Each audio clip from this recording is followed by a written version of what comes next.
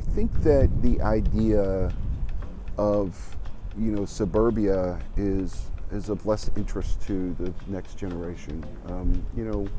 We all went to live in our homes and went inside and watched TV and locked the doors and never communicated with our neighbors. I think that this younger generation sees the benefit of being part of a neighborhood, and I think that I really believe that's the future of this community.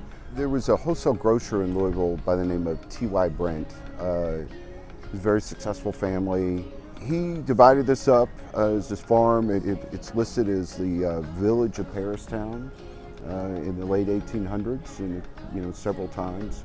It's a pretty rough and tumble place, but by the early, late 1800s, you've got almost 100 houses that have stood up in the neighborhood. Behind me is the Louisville Tannery building, so this whole area was a leather tanning shop. The smell must have been unbelievable in a hot day like we've got today.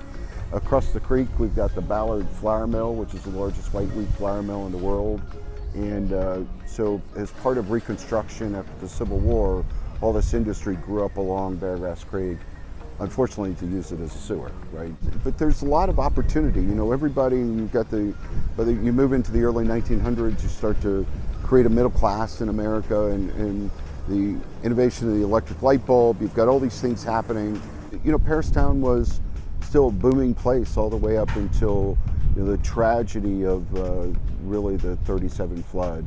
And in the 37 flood, behind us in these buildings, the floodwaters would have been peaked at about 8 to 10 feet and stood there for a month, right? So a lot of the industry, people that were in these buildings went bankrupt during that time. And then there was another flood, which was almost as bad, that's not talked about. It was in 45. And so by that time, you had back-to-back catastrophic events that pretty much shut down all the industry in this neighborhood. And that's really when it started to deteriorate. When we came here 15 years ago, most of the buildings you see around here were totally shuttered, hadn't been occupied in 20 or 30 years. If you look at from the beginning of our city, it's really been about the power of the neighborhoods. They used to have all the power and the influence, and they took care of each other. There are great cities around the country like Little Italy and Boston. It's still a great community of Italian Americans, right?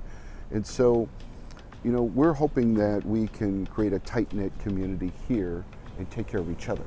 There's lots of new activity, apartments that have been built up at Phoenix Hill and Mercy. We've got Irving County Government Center up here has got a $150 million planned renovation to it.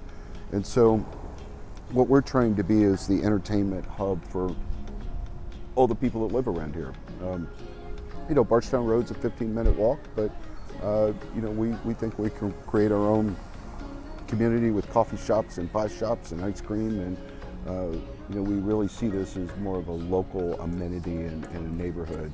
We say that people today and the younger generation wants to collect experiences instead of things, and so we hope this is going to be a great place for people to come and create memories and really be part of our neighborhood.